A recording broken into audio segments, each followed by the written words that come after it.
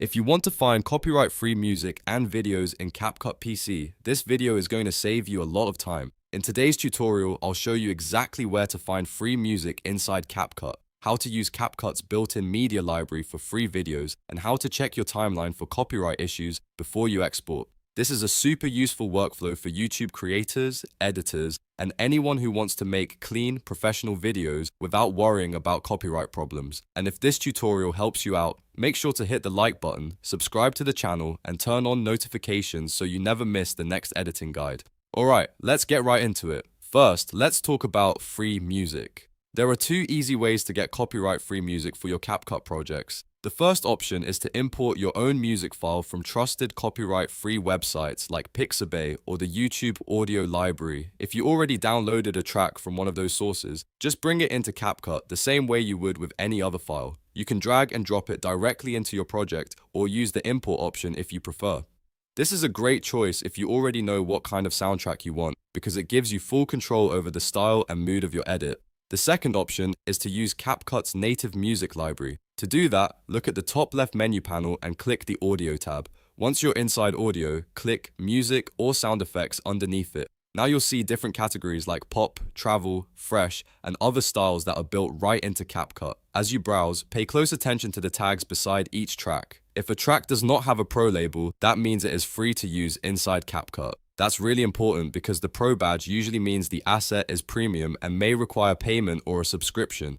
So if you want to stay on the safe side, choose tracks without the pro tag. Once you find the one you want, click the plus icon on the track and CapCut will instantly add it to your timeline. From there, you can trim it, move it, loop it, or lower the volume to fit your video perfectly. Now let's move on to free videos. CapCut also gives you access to stock media that can be incredibly helpful if you need B-roll, backgrounds, overlays, or extra visual elements. To find it, click the Media tab in the top left panel. Then look in the left sidebar and click Library or Stock Materials, depending on the version of CapCut PC you're using. Once you're in the library, you can browse through categories like green screen, backgrounds, intros, and more.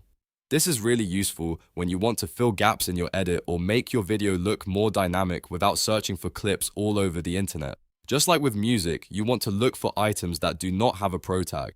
Any item without that pro label is generally free to use inside CapCut.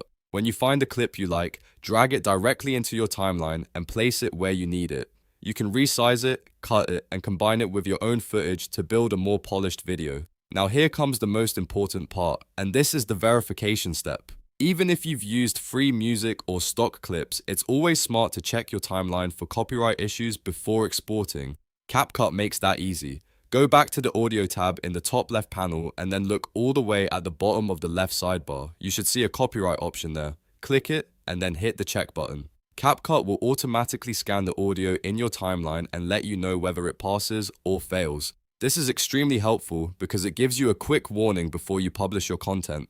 If something doesn't pass, you can replace that track with a safer option before uploading to YouTube or any other platform. That one extra step can save you from strikes, demonetization problems, or the hassle of re-editing later. So the simple workflow is this: get copyright-free music from trusted sources or CapCut's free library, use free videos from the media section, and then always run the copyright check before exporting. If you follow that process every time, you'll have a much easier editing experience and a lot more peace of mind. I hope this tutorial made it easy to understand how to find copyright-free music and videos in CapCut PC. If it did, please give this video a thumbs up, subscribe for more CapCut tutorials, and let me know in the comments if you want more editing tips just like this. Thanks for watching, and I'll see you in the next one.